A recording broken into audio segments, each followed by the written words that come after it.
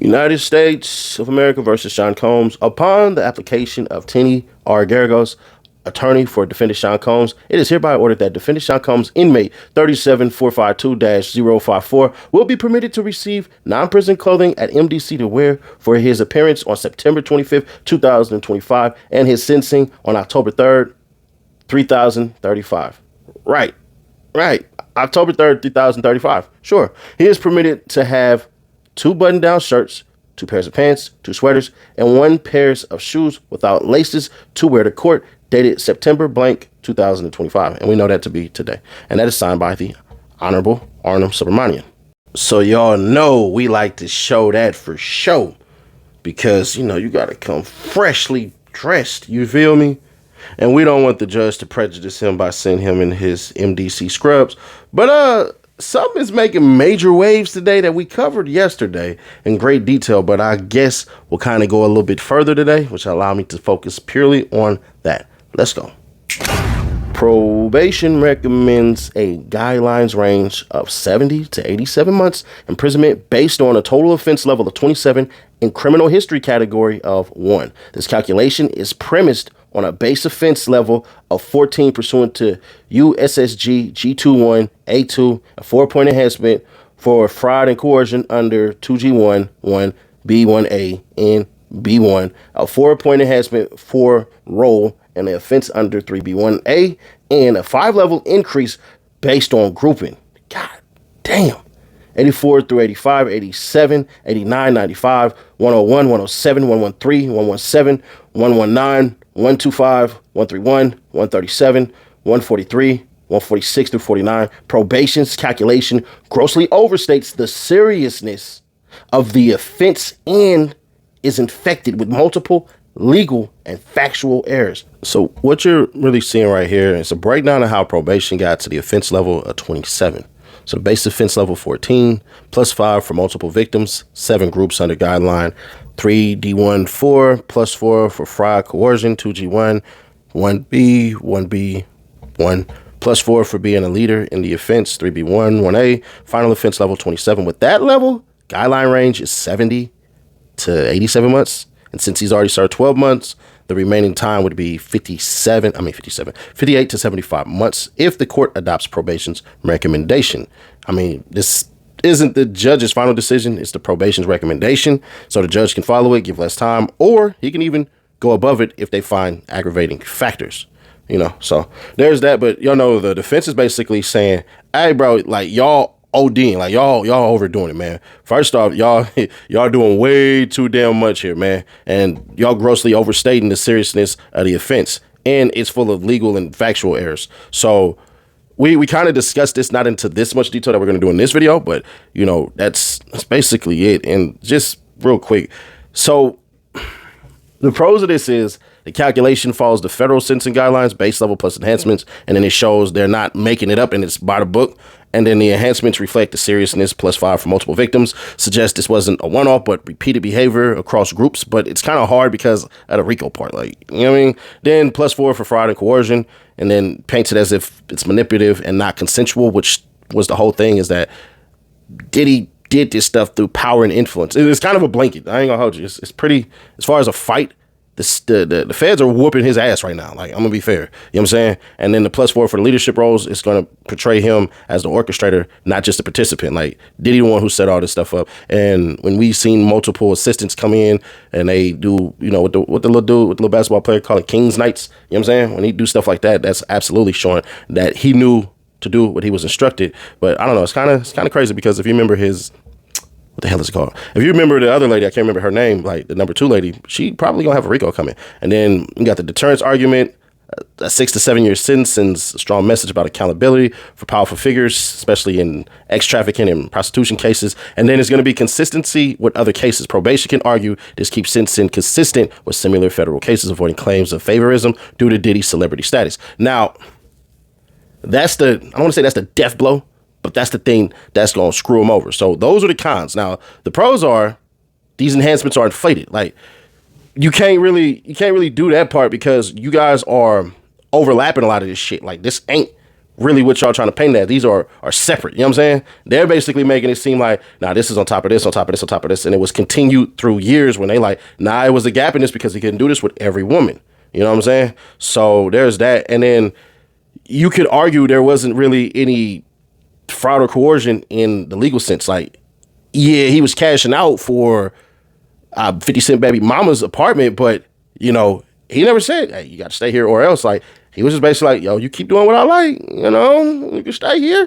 You feel me? And then the leadership enhancement, and might argue Diddy wasn't running a criminal organization, just an individual accused of misconduct. Applying the leader label could be excessive, and y'all weren't able to stick the landing on the RICO part. This is a one-man RICO, and this is the head, and y'all couldn't get that. So I could definitely see that one. And then the guidelines are advisory. They're not mandatory. And that's the U.S. versus Booker 2005 shit. So the judge can go lower if they feel like the guideline math doesn't match reality. Basically acting like this is all like Diddy used to whoop ass every day and all of this stuff and everything. So they're really going to focus on, in my opinion, they're going to focus on what wasn't. You know what I'm saying? What wasn't. So there's that. And then the mitigating factors, it's a first time offender. It's not like this fool is back in here. You know what I'm saying? Like, that's the part where they gonna have a little leeway. Like, this is technically Diddy's first time in real trouble. So you're looking at the first time offender. He already started 12 months in pretrial detention. And then the defense can argue his sentence should be closer to time served and supervised release. You see what I'm saying? So, like I said previously, I think he's going to get 36 months with time served. And maybe they keep his ass in jail. I don't know. Well, it seems like he's doing good in jail based off of what I'm about to let y'all hear.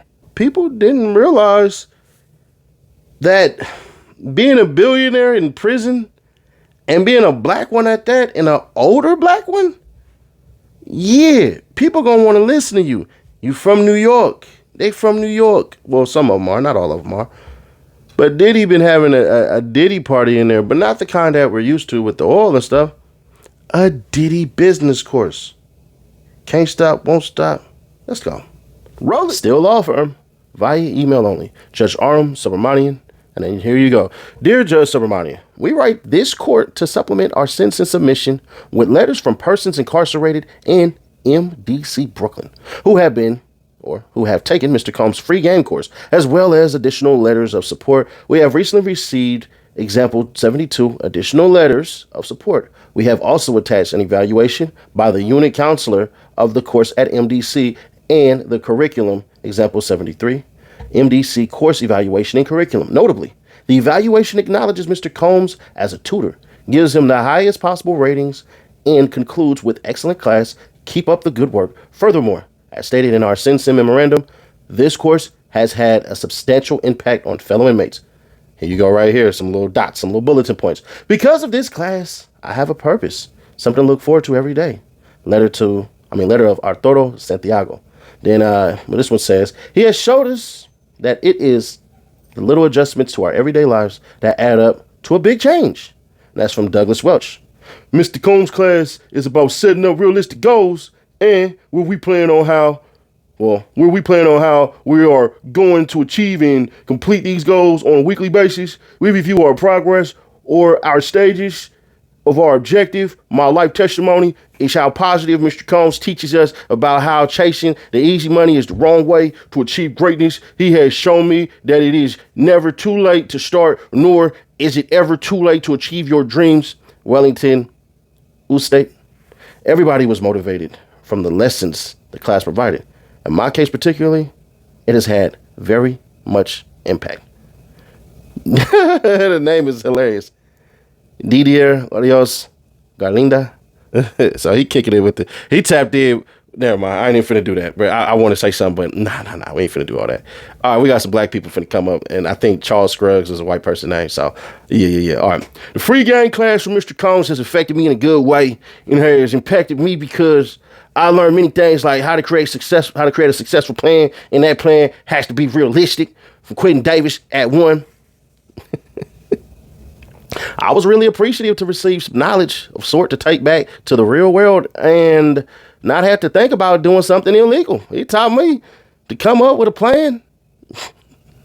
Charles Scruggs that too. I'm not laughing at these people, but you can hear the authenticness in it opposed to the girl whatever the hell her name is, who used Chat GPT. Like, these cats wrote this. You know what I'm saying? Like, this is kind of cool. I like it. I ain't gonna hold you. Mr. Combs has inspired me to change my views on life so far, to start thinking about having a plan, not giving up, put my pride aside. I've seen myself a lot more disciplined. He has taught me every plan or dream starts with a belief, and that's from Ricardo Frey. And then one thing that I can share that I learned from the first class is having no ego, never being embarrassed, and putting my pride aside, also sacrificing bad habits in order to be successful in life. The class has given me something to look forward to doing while being incarcerated, and now I'm currently beginning to study a new business venture and coming up with a plan. So when I'm released, this is really small for me to read, y'all. If y'all kind of like, man, why you keep on messing up? It's like super small. Hopefully I can turn it sideways. Well, have it for y'all already. Anyways, when I am released, I can I'm assuming, move forward with it and live a positive life. It means so much to me to be able to sit down and learn all of this from Mr. Combs. He has taught me so much, and I thank him for it. He has taught me to always hold myself accountable, to have self-discipline, and to always be consistent with what I am doing. And that's from Corey Batchelor. And then this one right here, Mr. Combs has saved me and has had an impact in my life in so many ways. I have seen firsthand how no matter his name or status, how living under these harsh and cruel living conditions, he continues to find ways to put a smile on his face and keep pushing no matter what life throws at him.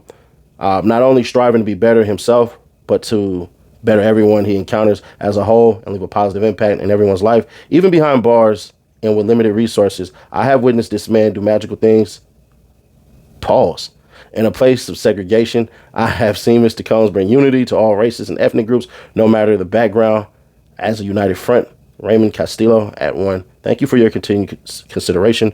Sincerely, Brian Steele, Meredith Foster, Mitzi Steiner, Emily Johnson.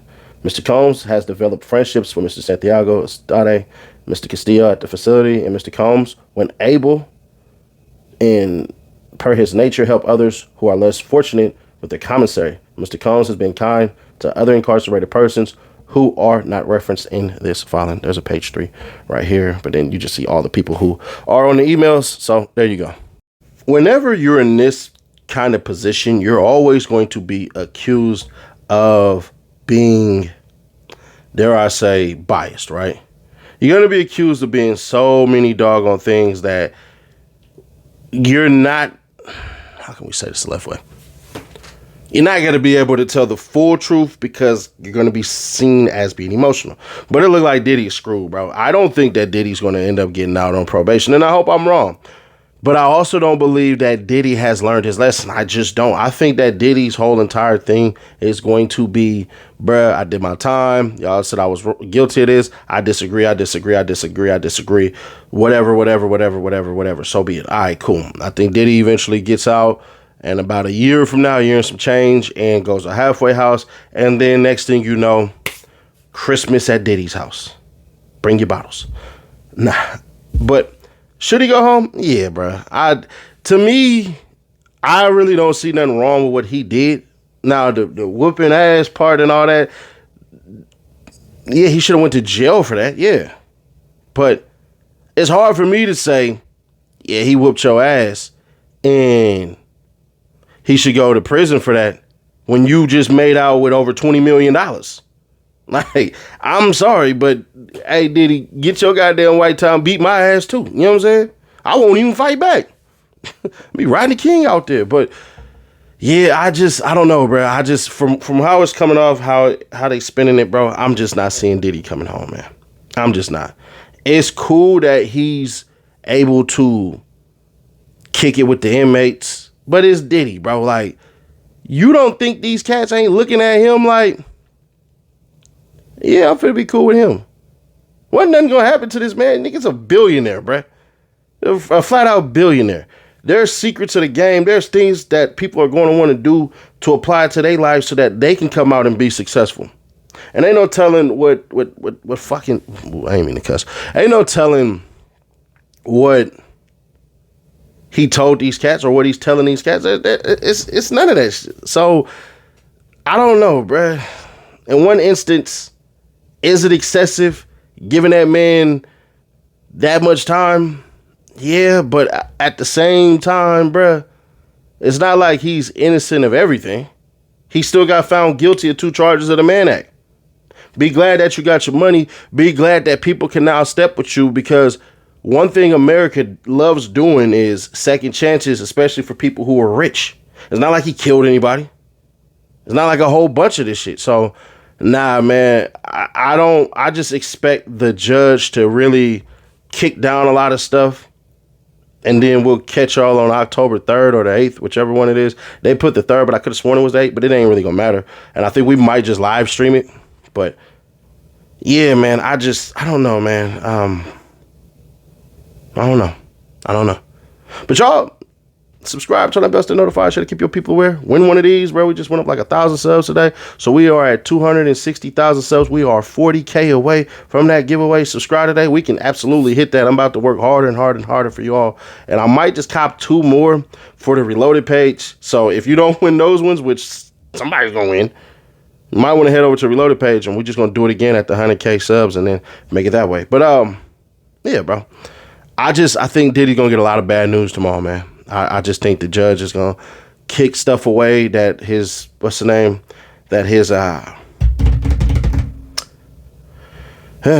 his lawyers are pushing, and that's going to be that. I just don't see it being a good day for Diddy tomorrow. And I hope I'm wrong. I really hope I'm wrong. I don't really see too much wrong in what he did, because if you accept the money, you accept what come with it. And Cassie 100% got paid for all the suffering and shit that she did. She got thrown through. Do I think it's too much? Nope. If you willing to pay it, you willing to pay it. So, hey, it is what it is. But, you know, shout out to the victims. For real, for real. Shout out to the victims. I don't care. Shout out to the victims. I think Diddy just OD'd with it, but I think she knew what she was doing too. But I think he took it too far a couple of times. And this is what you get when you play them games. You win some, you lose some. It's like freaking Tyler Perry, like, bro, you couldn't have, you in Atlanta, bro. You could have went and got you a black gay man that, I don't know, bro. I don't know. The Tyler Perry stuff is throwing me off too. I don't even want to cover it, but it is what it is. Y'all let me know y'all thoughts on this one. Do you think Diddy is screwed over? Do y'all? Just curious if y'all do. But click right here to see how YNW Melly got the dream team, and also somebody daddy dissed me too, but I think I'm gonna impress y'all with my response to it. So click right here to watch that video, and I'll catch y'all on the next one.